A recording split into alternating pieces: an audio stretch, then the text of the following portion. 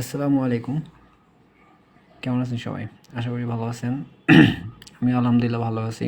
আর খুব ব্যস্ত সময় যাচ্ছে, যার কারণে অনেক দিন ধরে কোনো ভিডিও দিতে পারি নাই।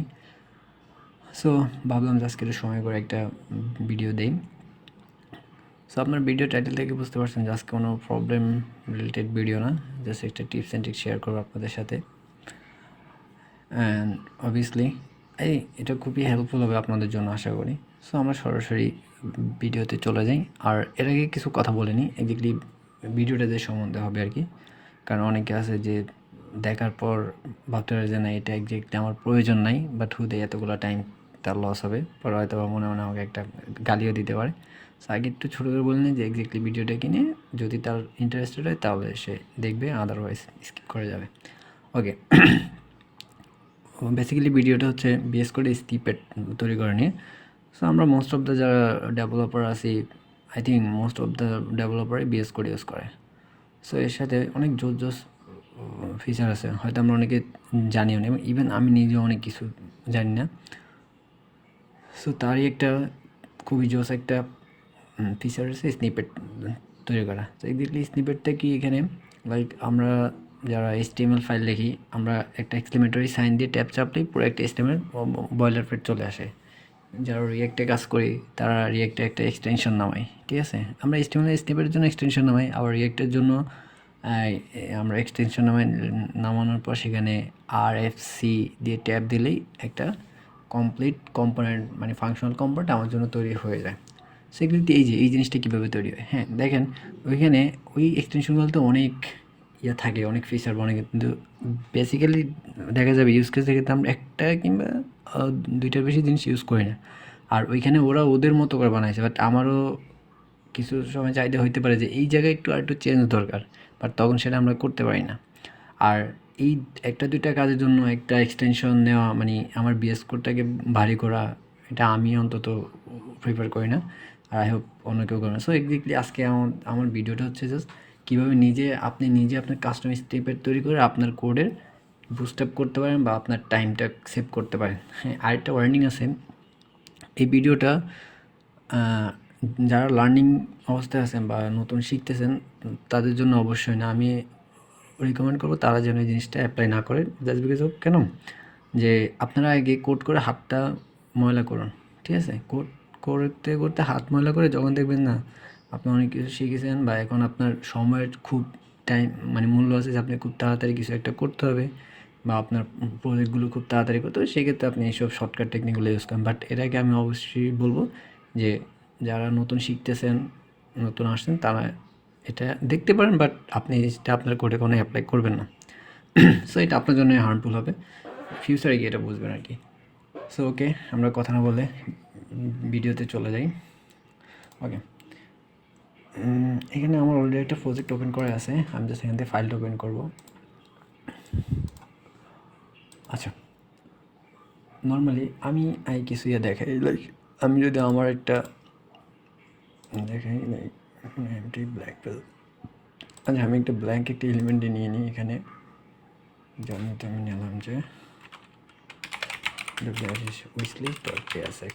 ওকে, সেখানে নর্মালি আমরা কী লিখি, রিয়েক্ট এফসি লিখি, কিন্তু আমার কাছে রিয়েক্ট এফসি আসে না, জাস্ট বিকজ এক্সটেনশনটা আমি ডিলিট করে দিয়েছি, আমি আমার নিজের কাস্টম স্নিপেট ইউজ করি। সো দেখেন, আমি আমার কাস্টম স্নিপেটটার নামকে দিয়েছি react function declaration component. Just inter দিলাম, দেখেন আমার একদম সেম আমার ফাইল থেকে নেমটা নিয়ে সেই নামে, ইভেন আমার যদি প্রপস লাগে আমি এখানে প্রপস লিখতে পারো, আদারওয়াইজ আমি এটা রিমুভ করে দিয়ে সুইচ করতে পারি যে আমি কোন ট্যাগ দিয়ে স্টার্ট করবো। লাইক আমি এখানে ডিপ ট্যাগ দিয়ে স্টার্ট করলাম, দেন গিয়ে নাম বা এখানে যদি আপনি কিছু লেখেন, আদারওয়াইজ এভাবেই থাকবে, বা আপনি আপনার আরও জোস করে বানাতে পারেন। আবার ধরেন আমার একটা ফাংশন লাগবে, অ্যারে ফাংশন, তো আমি লিখতে পারি অ্যারে ফাংশন এক্সপ্লিসিট রিটার্ন বা ইমপ্লিসিট রিটার্ন, যেটা আমি যদি ইমপ্লিসিট রিটার্ন, তাহলে এই যে আমাকে একটা ইয়ে দিয়ে দিবে, এখানে আমি নাম লিখতে পারি, বা আপনি চাইলে বাই ডিফল্ট একটা নাম দিয়ে দিতে পারেন, বাট এটা সবাই জানে আমার একটা ফাংশন নাম একরকম, আমি এখানে লিখতে পারি যে মাই ফাংশন, মাই ফাং। দেন এখানে আমরা যদি প্যারামিটার লাগে প্যারামিটার নিব, আর যদি না লাগে ডান। তারপরে এখানে যদি এটা implicit, normally implicit explicit return জন্য আমারটা আমার মতো করে বানানো, যেভাবে আমার ইউজ করতে সুবিধা হয়। সো এখন আমরা দেখি যে এক্স্যাক্টলি কীভাবে এটা বানায়। সো এটা কিন্তু ফাইল স্পেসিফিক হয় স্নিপেটগুলো। সো আপনি VS কোডের সেটিং অপশন থেকে ইউজার স্নিপেটে যাবেন, এখানে দেখবেন যে আপনি কোন ফাইলের জন্য, আপনার যদি সি লাগে সি প্রোগ্রামের জন্য, মানে সি প্রোগ্রামের দেখা যায় যে ইনক্লুড স্টুডিও একটা মেইন ফাংশন একটা বডি বানাইতে হয়। সো এটার জন্য আপনি একটা স্নিপেট বানাইতে পারেন। সো যেহেতু আমি রিয়েক্টে দেখাচ্ছি, আমি রিয়েক্টের জন্য দেখে আপনি রিয়েক্টের স্নিপেট ওপেন করেন। এখানে আমার অনেক স্নিপেট বানানো আছে, হিউজ স্নিপেট বানানো আছে। সেগুলো কিছু ওয়ার্নিং দিয়েছে আমাকে, এগুলো জাস্ট বিকজ এখানে ওরা সাজেশন করে যে স্কেপ, মানে স্কেপ ইউজ করে, স্ট্রিং স্কেপ যেটাকে বলে /t দিয়ে, মানে ট্যাব ইউজ করে, বাট আমি এখানে স্পেস দিয়ে দিচ্ছি। সো আপনি ওইভাবে দিলে হয় সমস্যা নেই। যেমন আমি যদি এখানে এইভাবে দিতাম তাও আমার হয়তো ওকে। সো একটা স্নিপেট আমরা কীভাবে বানাই, চলেন একটা ছোটোখাটো স্নিপেট বানাই। এই যে এটা আমার লাস্ট স্নিপেট বানানো ছিল, ফাংশন ডিক্লারেশন কম্পোনেন্ট। সো আমি এখানে আপনাদেরকে বলে দিই, আসলে এখানে আর লেখার মতো কিছু না, আমার অলরেডি বানানো আছে। যদি ছোটোখাটো একটা ফাংশন দেখে আপনাকে, বা রিয়েক্টের এটাই আপনাদেরকে দেখাই। ওকে দেখেন এখানে কী আছে, আমি জাস্ট একটা নাম দিছি। এক্স্যাক্টলি এই নামটা কেন, আমি যখন এখানে লিখবো যে রিয়াক্ট অ্যাপ ডি, দেখেন আমার এখানে যে নামটা আসতেছে, এখানে একটা নাম আসতেছে, কিন্তু আপনাকে যদি আমি দেখাই,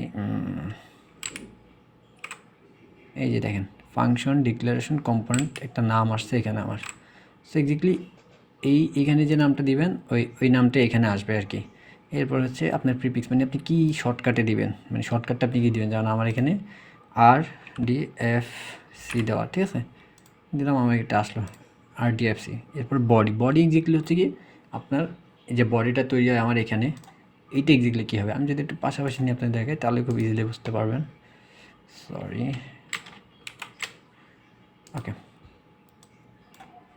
দেখেন এইখানে আমার বডিটা অবভিয়াসলি একটা অ্যারের মধ্যে দিতে হবে, কারণ এগুলো একটা এলিমেন্ট আকারে নেয়, আপনার একটা লাইন একটা এলিমেন্ট আকারে নেবে। দেন আমরা নর্মালি অ্যারে নিয়ে যারা কাজ করছে অবশ্যই জানি যে অ্যারে একটা এলিমেন্ট লিখে তারপর কমা দিয়ে তাদেরকে সেপারেট করে দিতে হবে, মানে একটা এলিমেন্ট আকারে করতে হবে। সো দেখেন আমার ফার্স্ট লাইন ফাংশন, আর এই জিনিসটা আপনি যদি ফাইল নেম নিতে চান, ঠিক আছে, মানে আপনার যে ফাইল নেম হবে সেই নামে ফাংশন, কারণ রিয়েক্টে স্বাভাবিক আমরা এইভাবে এক্সপোর্ট করে যেতে আমাদের ওই নামে দেব, ওই নামে আমরা কম্পোনেন্টটাকে নিব, দ্যাটস আমরা এই মানে ফাইল থেকেই নেমটা নেই। তো আপনি ফাইল থেকে নেম নিতে হলে আপনাকে এই যে $TM file name underscore best, এটা VS কোডের বাই ডিফল্ট ফিচার। এরকম আরও ফিচার আছে, আপনি VS কোডের ডকুমেন্টেশনে গেলে দেখতে পারবেন।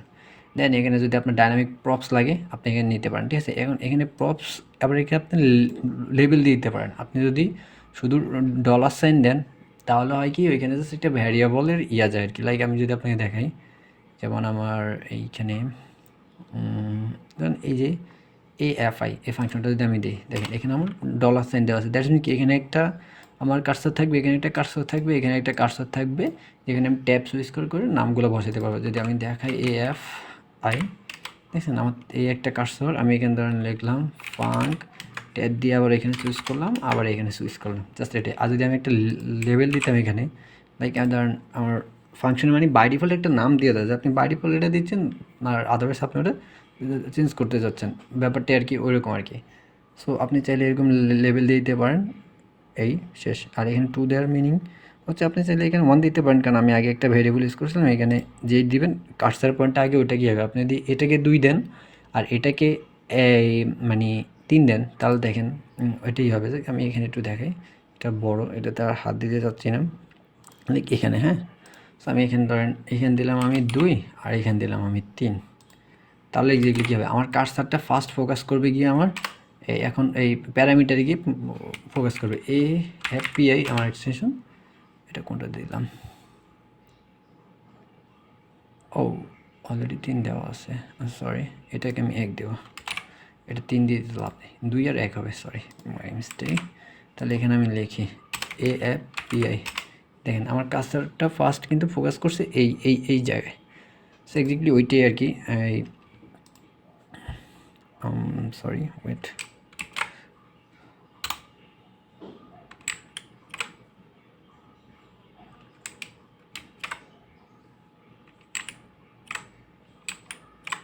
আচ্ছা সরি, ওকে। সো এটা হলো কি আপনার যেভাবে আপনি এটা মেনটেন করবেন আর কি, যে আপনার কোনটা আগে যাবে কোনটা পরে যাবে।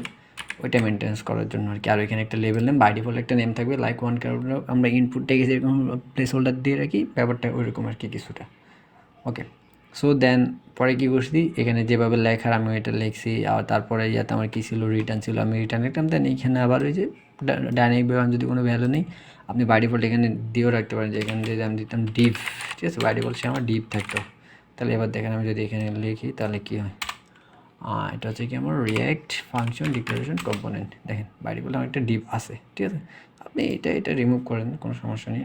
এই যে ডলার সাইন, এটা হচ্ছে গিয়ে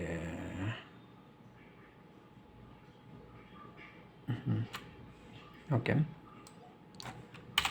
রিয়্যাক্ট ফাংশন ডিক্লারেশন কম্পোনেন্ট, ঠিক আছে। বাড়ি বলে আপনি এখানে যদি ডিপ দিতে চান ডিপ দিয়ে দিতে পারেন, কোনো সমস্যা নেই, ঠিক আছে। সো এক্স্যাক্টলি এটাই আর কি। আপনি এখানে এটাও কেটে দিতে পারেন যদি আপনার ভ্যারিয়েবল হিসেবে না লাগে। ডিপ আমি যতবার দিব এটাই থাকবে, React apps function declaration component. Okay, done. বা আপনি যদি এখানে মানে কিছু আপনি নিজে দিবেন, সেক্ষেত্রে আপনি লিখতে চান, তাহলে এখানে আপনার ভ্যারিয়েবল আকারে দিতে হবে, মানে সেম রাখবেন, তাহলে কার্সার দুই জায়গায় একই কাজ করবে। এগুলো ব্যাপার আর কি। তো এখন যদি আমি যাই আবার দেখাই, React function declaration component. Okay, that's it. আর শেষে এই যে আমার এই ব্রেকেটটা, মানে এই ফার্স্ট ব্রেকেটের শেষটা, তারপরে এই ফাংশনের ক্লোজিং বডি, তারপর আমি একটু স্পেস দিয়ে নিছি, এই যে একটা স্পেস দিয়ে নিছি, এর জন্য একটা মানে নিউ লাইন আর কি, ওয়ান কাইন্ড অফ এক একটা এলিমেন্ট এক একটা নিউ মানে লাইন হিসেবে হিসাব করে। দেন ওই লাইনে কি আমার এক্সপোর্ট ডিফল্ট, আবার সে কি ফাইল নেমটা নেবে। আর এটা হচ্ছে ডিসক্রিপশন, যে এক্স্যাক্টলি আমি এইখানে একটা, যে এক্স্যাক্টলি আমি যাতে এগুলো, কারণ আমার অনেক স্নিপেট, তো যাতে আমার বুঝতে সুবিধা হয় এক্স্যাক্টলি এটি কিসের স্নিপেট, এই কারণে একটা ডিসক্রিপশন দিয়ে আপনি চাইলে দিতে পারেন, না চাইলে সমস্যা নেই। সো এক্স্যাক্টলি এই হলো গিয়ে স্নিপেট। এবার আপনি আপনার মন মতো ইচ্ছা মতো যে কোনো স্নিপেট বানাইতে পারেন, আপনার কোডের বুঝতে হবে। কারণ নর্মালি আমরা যখন আসি এইভাবে, আপনি জাস্ট চিন্তা করেন আমি যেভাবে লিখতে যাই, একটা ফাংশন, তারপরে একটা নেম দিতে হয়, মানে এই দেখেন আমার এখনই কত হেজার লাগতেছে, তো which is very pain. That's why আপনারা চাইলে যাদের মানে টাইম সেভ করার খুবই প্রয়োজন, বা এরকম কোনো ইয়ে লাগে যে শর্টকাটে কোনো কিছু দেন, তাহলে আই হোপ এটা আপনার জন্য খুব বেস্ট হবে। আর বেসিক্যালি এক্সটেনশন ইউজ করেও করা যায়, কিন্তু এক্সটেনশনে আমি যেটা বললাম, সত্যি কথা বলতে অনেস্টলি আমি নিজেও এক্সটেনশন ইউজ করি, কিন্তু আমি একটা বা দুইটার বেশি ওদের স্নিপেট আমার ইউজ করা হয় নাই। সো এবার আমি ভাবলাম হুদেই এই জিনিসগুলো ইনস্টল করে আমার ইয়েটাকে ভারী করতেছি, এতে বেটার আমি নিজে বানিয়ে নিই, যেটা লাগে বানিয়ে নেব, শেষ। সো এই ছিল আজকের ভিডিও। যদি আবার আশা করি আপনারা অনেক হেল্পফুল হবেন, আর আপনারা হেল্পফুল হলে আমার কাছে খুব ভালো লাগবে। সো আজকের মতো এতটুকুই, দোয়া করবেন আমার জন্য। আল্লাহ হাফেজ, আসসালামু আলাইকুম।